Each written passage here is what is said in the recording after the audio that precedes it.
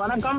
விஜய் பிரச்சார வாகனத்தில் சிசிடிவி காட்சிகளை சிபிஐயிடம் சமர்ப்பிக்க தாவேகா முடிவு செய்திருக்கிறது.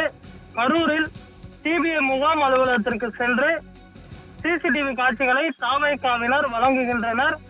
கரூர் துயர சம்பவம் தொடர்பாக விஜய் பிரச்சார வாகனத்தில் சிசிடிவி காட்சிகளை சிபிஐ கோரியிருந்த நிலையில் தற்பொழுது அந்த காட்சிகளை ஒப்படைப்பதற்கு தற்பொழுது முடிவு செய்யப்பட்டிருக்கிறது. இது தொடர்பான தற்பொழுது மொத்தமாக அவர்கள் தரப்பில் தொகுக்கப்பட்டிருக்கிறது.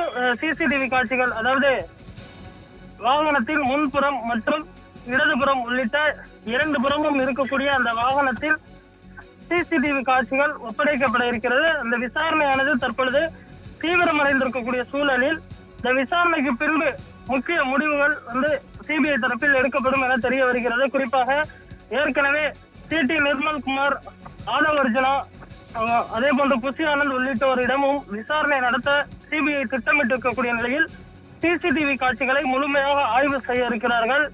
ஏற்கனவே அவர்கள் பனையூரில் இருக்கக்கூடிய அந்த தாவேக அலுவலகத்திற்கு அந்த வாகனத்தின் நீளம், அகலம் உள்ளிட்டவை அளந்து சென்றிருக்கிறார்கள். அதே போன்று அவர்கள் தரப்பில் சம்மனும் அனுப்பப்பட்டிருக்கிறது. உரிய முறையில் இந்த விசாரணை நடைபெறும் என அவர்கள் தரப்பில் தெரிவிக்கப்பட்டிருக்கிறது. அதே போன்று சிபிஐ விசாரணைக்கு முழு ஒத்துழைப்பினை தாவேகா வழங்கும் என்று ஏற்கனவே அவர்கள் தரப்பில் தெரிவிக்கப்பட்டிருந்த நிலையில் இந்த சிசிடிவி காட்சிகளை ஆராய்ந்ததற்கு பின்பு இன்னும் பார்த்தோமெனால் கரூர் காவல் எஸ்பி, அதே போன்று மாவட்ட ஆட்சித்தலைவர் உள்ளிட்ட பல்வேறு முக்கிய நபர்களுடனும் சிபிஐ விசாரணை மேலும் விரிவடையும் என தெரிய வருகிறது.